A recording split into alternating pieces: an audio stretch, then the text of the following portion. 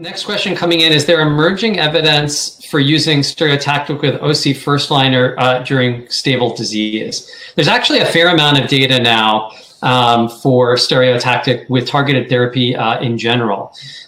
We had a literature going back since the two of us were either in the sandbox or maybe even not alive, I'm not sure exactly how old you are, showing that solitary adrenal or cranial metastectomy could result in cures in patients with only one site of spread.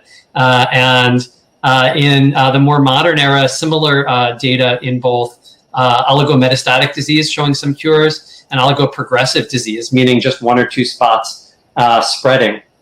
And there's actually a lot of literature here relevant as well as clinical practice, but in brief summary, if you have only one or two spots you can identify, and how many is too many is a matter of debate. Some studies allowed one, some allowed two, some allowed up to five, some had one cancer, some had many. You can pick your study to say what you want to say, but a small number, whatever that's perceived to be, there's a lot of uncontrolled data and one randomized effort suggesting that consolidative stereotactic radiosurgery can be helpful here.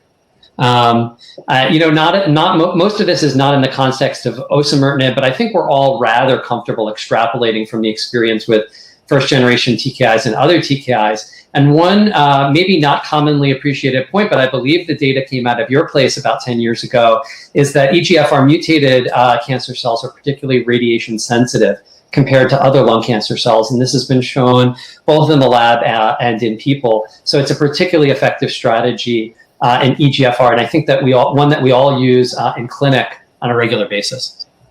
Yeah, I mean, I think as with many things we've mentioned today, it's something that I consider on a case-by-case basis.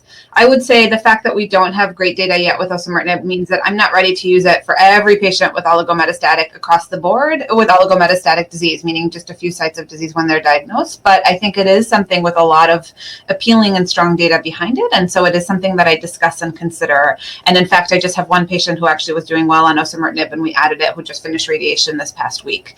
I will mention that for patients who are having radiation to the lungs in particular, one risk we have to be mindful of is the risk of pneumonitis. So lung inflammation, which can be associated both with osimertinib and with thoracic radiation. And so, that can be minimized by really stereotactic targeted radiation where you're really focusing just on the tumor. But I think it's something to be aware of. In those cases, I will often hold the osimertinib during the lung radiation.